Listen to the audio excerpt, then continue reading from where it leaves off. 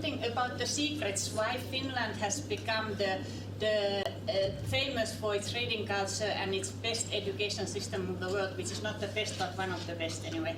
This because personally I don't believe in bringing ideas from another place to another place, especially when they are so far away, and especially because they are so different societies. But of course we have issues which are in common. I mean, for instance, this that Finland was also colonized, although it's in Europe. It was colonized. It was colonized by Sweden on the what is now left-hand side. For 1,000 years, it was just a province of Sweden. For 100 years, it was a province of Russia. Part of this reading culture comes from that history, because in the 17th and 18th century, it became very important in Finland to teach everybody to read. The church took the lead. I mean, you couldn't get married if you couldn't read. Yes. And that one from the 17th, 18th century, and everybody had to go to those church schools to, I mean, so that they could get married. So I mean, since that, people do know at least the basics of reading. The education has become part of society's key focus areas, because Finland has also gone through many global turndowns, you know. I mean, so many economic crises when everything crashes. And education is believed, and I think it can be proved to be the phenomena that has saved Finland. There has always been, I mean, the education has broadened and it has become more and more flexible. And everybody has the opportunity to be educated. In today's world, if you, I mean, okay, I can tell an example of my sister's firstborn, the son. He didn't finish high school. He didn't do the matriculation examination, which is the same as grade 12 examination here. And then he just, you know, lived around, and he managed to somehow survive. And later on, he wanted to become a police officer. Okay, in Finland you can't enter the school for police officers without having the matriculation examination. He actually studied, he had a very good girlfriend also that time. So the girlfriend encouraged him, so he studied through the computer at home, you know, all those courses that he had missed in high school. And then he went to the formal matriculation examinations and he passed. And now he's a police officer. So, but there are many ways to proceed. Okay, I mean, about the differences, as you can see, and something about the reading. You know, as you can see, Finland half of the year is very cold. You know, people just stay inside. Inside is warm anyway. But you know, it's not the, I think it's something to do with the climate or the weather. I don't know if it's scientific to say so. But that people have grown to be introvert, you know. They don't socialize so much. We also have very small families. People don't socialize with the larger family. And that makes actually a very big difference, you know, in relation to it. Because as you can see, I think, I'm not sure if it's a picture of a former president, but anyway, I mean, in Finland, everybody used to read because there's nothing else to do. I mean, so you are inside, you have to do something. You don't meet so many people. You live in towns, you live in small flats, you don't have your family around you. So you need something to do. So reading became kind of a national phenomenon, and people were just reading, and the books were available. Of course, that was part of it. That because people were reading, and because we had a very wide library system, library network since very beginnings. So the libraries were buying the books, so it was worthwhile to publish books, and books were available everywhere. Me too, when I was young, and I mixed up a little bit of my own experiences. I was a total reader. I would just sit home and read and read and read, and there were so many books at home. We got books for birthdays, for the Christmas, every time, you know. And then also there was a library just to walk away, and I would go there. And my mother never got me to do the course at home because I always had the book which needed to be finished.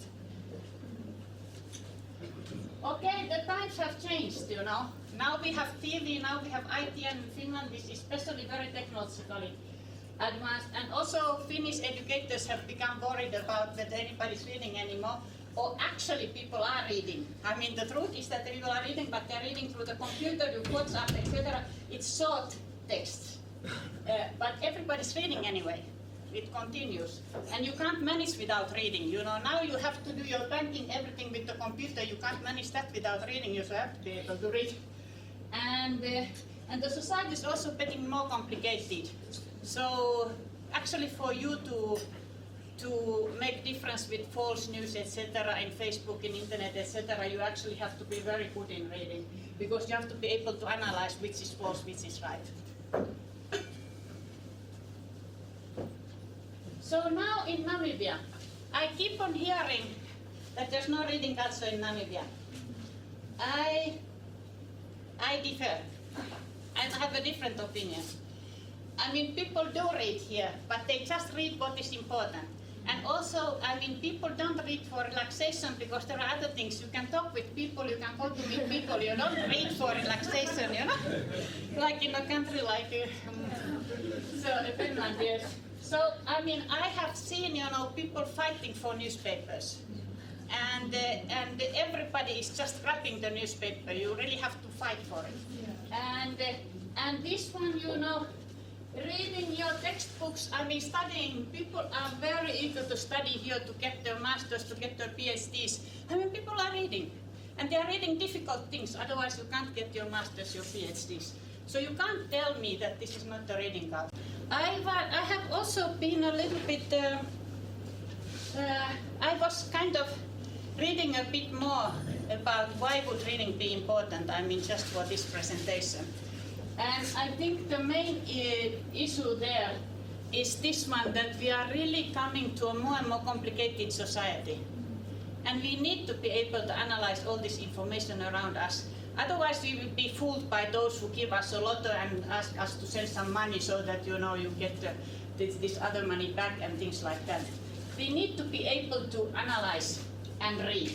And then I also read some scientific studies about the importance of reading a book, because I was already saying, me myself nowadays I don't read books. I only need newspapers and computer and articles when I need to read them for work. I have lost that feeling of reading for relaxation, reading for enjoyment.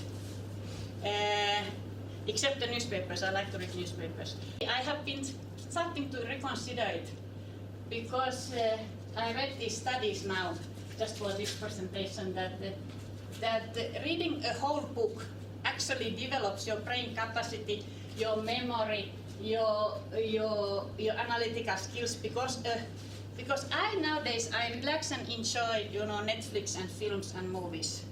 But and that is, of course, it gives the part of what the books also give. I mean, you see other worlds, you see other personalities, you have some company of the imaginary people, you know. But they say that if book compared to movies, it has this one that when you read the book, the scenery, the people, everything is kind of explained. You have to imagine it in your mind. And that kind of develops your brains. So, I mean, we can think about it. The other issues which have often mentioned, the benefits of reading, personal development, I totally agree to that one. I think my worldview and my kind of, I would say, flexibility in relation to accepting different kinds of ways of thinking has come from books, which I started reading as a young person. You know, you see so many personalities, so many worlds, that you understand that yours cannot be the only right one. But that one you can also get a lot of it in movies. Okay, knowledge and mental simulation.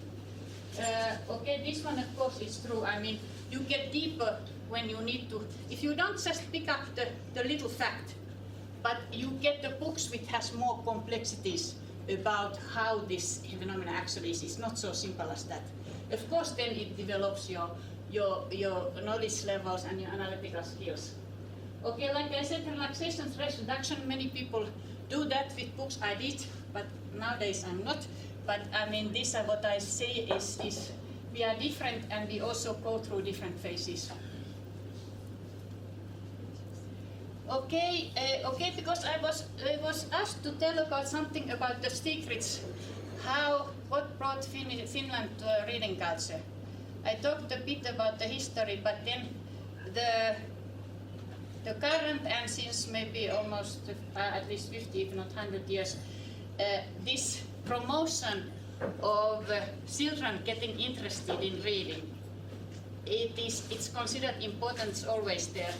Every pregnant mother, when the child is born, gets a box of basic things you need for the baby, and that's free of charge from the government. And that has always included a book. Okay, that book is a hardcover book. The child can do whatever they want. The idea is just that the child gets somehow used to the idea of books, that they are in the world of the child since the very beginning. Then of course it continues. I don't know if it still continues. It's really a custom for parents and sisters and brothers to read to the young ones. It's really a habit. And I know that some of the children to whom I have read like that, it's a little bit tiring because they want it every day, every evening, and they also want the same book to be read again and again. But now they are telling me how they cherish these memories. So there is something in it. Okay, the other important issue which I really wanted to mention is this library network in Finland, which we have had since the beginning of 19th century. I mean, libraries are everywhere. They are free. You can get whatever you want. You don't need to buy. And libraries also support the publishing industry because they do buy those books and other materials. Later there have been films and music, etc. And nowadays they also have footballs and sewing machines, etc. for people to use, because the idea of library is to serve whatever needs the community has. Finland's population is 5.5 million and we have 850 public libraries. Here I think we have about 60 public libraries, so Namibia is quite well in that. And then they have calculated how much the government pays for upkeep of these libraries and buying those resources. So it was 900 Namibian dollars per resident per year. So it's not actually too much. So I mean, the reading also refers often to this, that why Finland is one of the best countries rated in education. So those ratings come from PISA, which is the OECD study of 70 nations. They are actually here. Those ones that have color. So they study these nations in the world. There's only one African country, I think Algeria. And they do it every 3 years. And they study 15-year-olds, and they check their level of understanding science, mathematics, and their reading skills. And the reading skills is supposed to be at the analytical level. And Finland has been one of the best. A few years it was the best. Now it seems to be around 8 or something. Mathematics and science has gone down. Reading is still up. There is this other study that you all, I suppose, know, or many of you know about, the Southern and Eastern African Consortium Monitoring Educational Quality, SACMEC. That the study in 2007 was quite alarming in relation to Namibia, that at the level of grade 6 students, learners, many of them couldn't even read. And the reading skills level was lower than in the other SADC countries. In 2013 it has improved a bit, but there is still, in all the SADC countries, this problem of rural areas and children from poorer families, which, there is an inequality in it, in the capacity, in the competencies, school competencies. And that also means that if there is this problem, that the children from rural backgrounds and from poorer families they are not getting the same level as the others, they also have less possibilities in progressing in the society and getting jobs, getting further studies.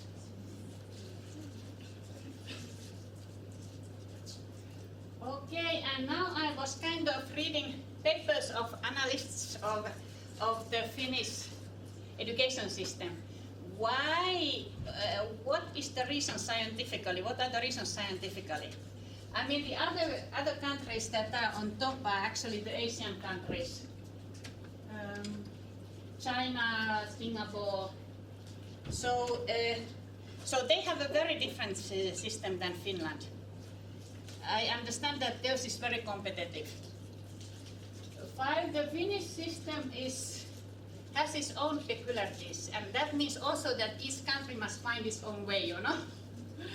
So one of the main things that has been emphasized is the equality. That started in the 1970s when the school system was reformed. It had different ways. I mean, if you were good, you went to that stream. If you were not so good, you took a shorter way, you know.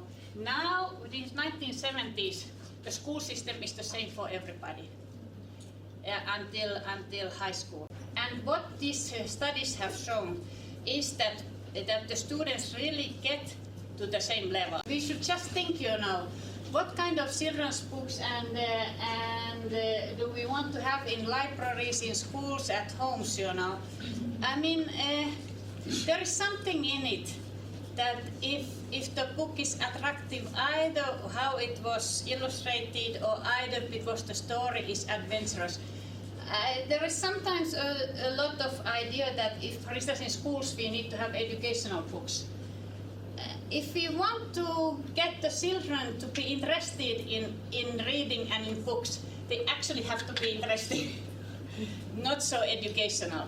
And they have to have something in them that speaks to somehow to their soul. That is if you want to create this habit of reading. It depends what you want, but if you want that, then actually you don't need to go for attractive books. If somebody could say, what kind of reading attracts you, or what do you read? Yeah, you? I like fantasy stories.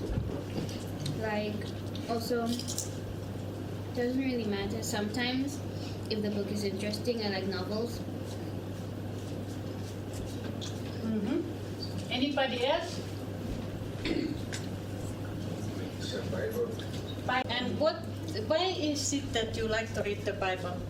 Because the Bible has certain moral principles that you learn that help you carry on through day-to-day life.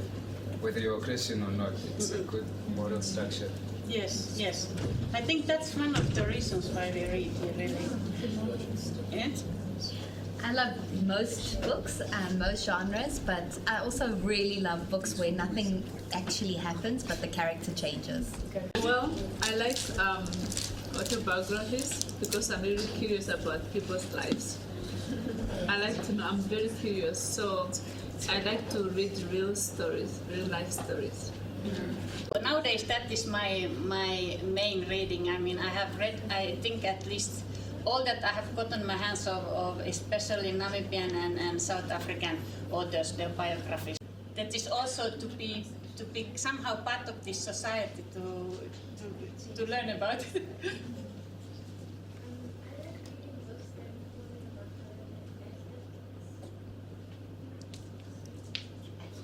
Atlas books. Atlas. Yeah. Atlas, meaning maps. Or is it a series? Maps. Yeah. Yeah. Yeah. And why do you like to read maps, about maps or see maps? Oh, yes. Yes. One more. Can somebody? Okay, you? I like reading sad books because I really like to consider what people go through and how that person managed to go through it. So I love sad books. I really love listening to sad books. Yes. How, yeah. All right. Okay. Thank you.